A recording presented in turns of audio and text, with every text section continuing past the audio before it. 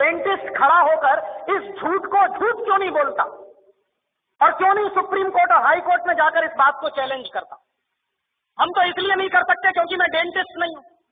अगर मैं करूंगा तो कोर्ट सबसे पहला सवाल पूछेगा कि आपको आती है कुछ दांतों की बात, कुछ जानते हैं आप? जब डेंटिस्ट जाएगा कोर्ट में तो वो ये सिद्ध करेगा कि कोई भी टूथपेस्ट जिसमें फ्लोराइड होता है और 1000 ppm से ज्यादा होता है तो वो सारे के सारे टूथपेस्ट जहर हो जाते हैं, वो पेस्ट नहीं रहते। ये बात अगर मैं कहूंगा कोर्ट में तो कोर्ट मेरी बात मानेगा नहीं, वो पूछेगा आपके पास डिग्री है क्या? सत्य मुझे मालूम है कि 1000 ppm से ज्यादा अगर फ्लोराइड है किसी भी टूथपेस्ट में तो वो टूथपेस्ट नहीं है, जहर है। लेकिन कोर्ट मेरी बात तब मानेगा जब मैं उसको ये सिद्ध करूं कि मेरे पास दांतों की डॉक्टरी का प्रमाण पत्र है। दुर्भाग्य से जिनके पास दांतों की डॉक्टरी का प्रमाण पत्र है वो कोर्ट में जा नहीं रहे हैं, और जिनके पास प्रमाण पत्र नहीं है वो बाहर रह के खिसिया के रह जा रहे हैं, हमारे जैसे लोग, और दड़ल लेते कॉलगेट दिख रहा है। माने मुझे कभी कभी लगता है कि हिंदुस्तान के सारे डेंटिस्टों का ये सरासर अपमान है जो रोज टेलीविजन पर विज्ञापन के रूप में दिखाया जाता है। ऐसे ये कंपनी है हिंदुस्तान लीवर, वो अपना लाइफ बॉय साबुन बेच रही है, family doctors welfare association of India द्वारा प्रमाणित। ये कौन सा एसोसिएशन इस देश में बन गया और कब इन्होंने लाइफ बॉय साबुन को प्रमाण पत्र दे दिया? लेकिन रोज विज्ञापन उनका ये है, और हम सब खामोशी के साथ बैठते हुए इसको देख रहे हैं, और ये देश के साथ भयंकर गद्दारी का काम चल रहा है, बेईमानी का काम चल रहा है। हिंदुस्तान में विदेशी कंपनियां अपना जहर बेच रही, जिनको मालूम है कि इसमें जहर है वही शांत हैं। जितने डॉक्टर्स हैं न्यूट्रिशनल, जिनको न्यूट्रिशन का बहुत ज्ञान है, दिल्ली में एक डॉक्टर जैन है ऑल इंडिया इंस्टीट्यूट में, जो न्यूट्रिशन डिपार्टमेंट के हेड माने जाते हैं। मैंने एक दिन पूछा कि डॉक्टर साहब ये पेप्सी कोला में क्या है, तो कहने लगे कार्बन डाइऑक्साइड है। मैंने कहा और क्या है? फॉस्फोरिक एसिड है। मैंने कहा और क्या है? सोडियम ग्लूटामेट है। मैंने कहा और क्या है? पोटेशियम सॉर्बेट है। मैंने कहा और क्या है? कि इससे ज्यादा और क्या चाहिए तुमको? ये 4 जहरी काफी है आदमी को मारने के लिए। तो मैंने कहा कि अगर ये पेप्सी कोला में 4 जहर हैं तो आप इस बात को गांव गांव में कहते क्यों नहीं जाके? पेप्सी कोला तो गांव गांव में घूम घूम के कह रहा है कि लहर पेप्सी है, तो आप गांव गांव में घूम के कहते क्यों नहीं कि ये जहर पेप्सी? आप जब मानते हैं कि उसमें ये जहर है 4, लेकिन आप गांव गांव में घूम घूम के कहते क्यों नहीं? तो चुप हो गए। तो मैंने उनसे कहा कि आपके पास जो ज्ञान है उस ज्ञान का देश के लिए क्या उपयोग है?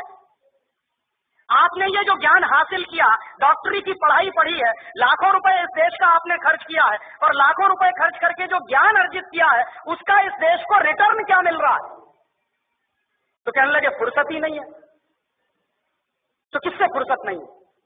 व्यक्तिगत स्वार्थ से फुर्सत नहीं है।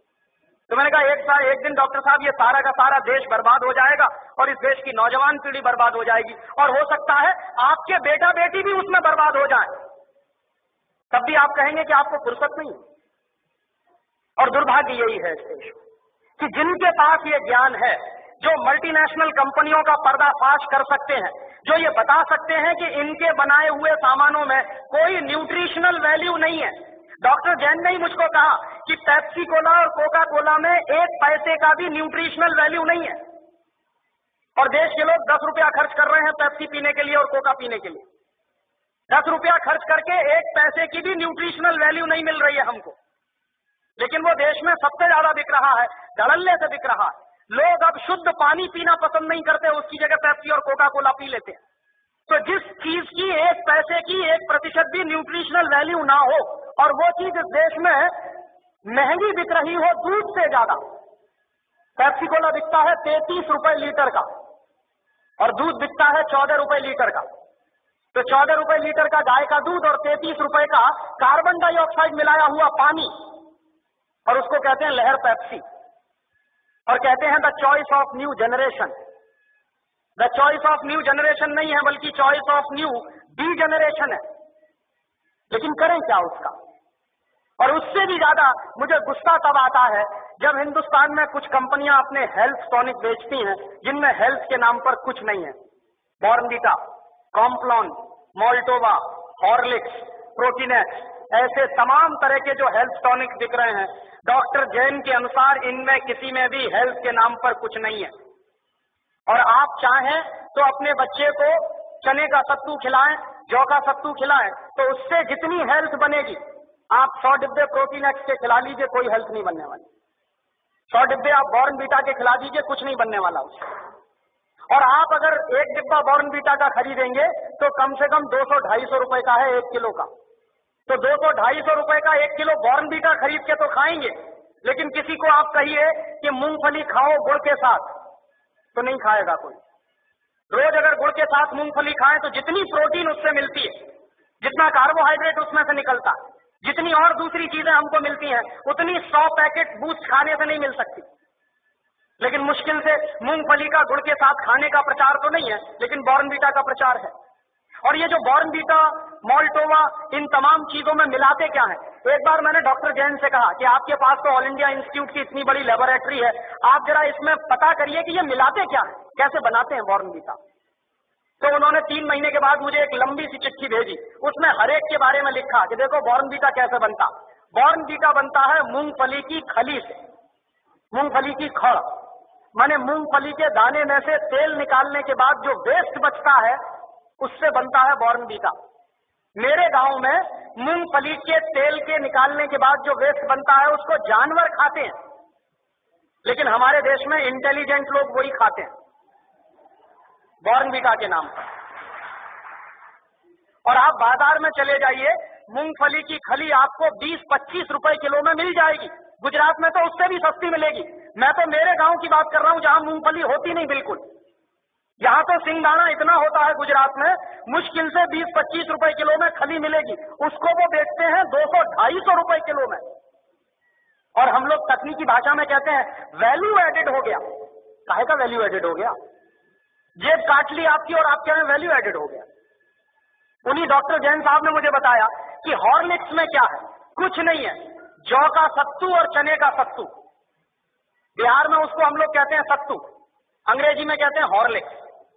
अब किसी से आप पूछिए कि सत्तू खाओगे, कहेगा क्या फालतू की बात कर रहे हैं आप। और पूछिए हॉर्लिक्स खाओगे, हाँ हाँ खाएंगे। क्यों खाएंगे? क्योंकि अंग्रेजी का नाम है और बड़ा भारी नाम है हॉर्लिक्स। कहने में लगता है कि हाँ कुछ इंपोर्टेड जैसी चीज है उसमें। कंटेंट क्या है? कुछ नहीं, उस पर लिखा हुआ है साफ साफ, इट इज मॉल्टेड। मॉल्ट माने ये होता है जौ का सत्तू। जौ का सत्तू बाजार से खरीद लीजिए, चने का सत्तू बाजार से खरीद लीजिए, 20-25-30 रुपए किलो में मिलेगा। लेकिन हॉर्लिक्स खरीदिए तो 160 रुपए में 1 किलो मिलेगा। और ये जितने हेल्थ टॉनिक्स बिक रहे हैं, इनमें से किसी से भी 1 पैसे की हेल्थ नहीं आती। लेकिन हिंदुस्तान की क्या बर्बादी है, हर साल हम 1000 करोड़ रुपए के हेल्थ टॉनिक्स खाते हैं इस देश में, हर साल।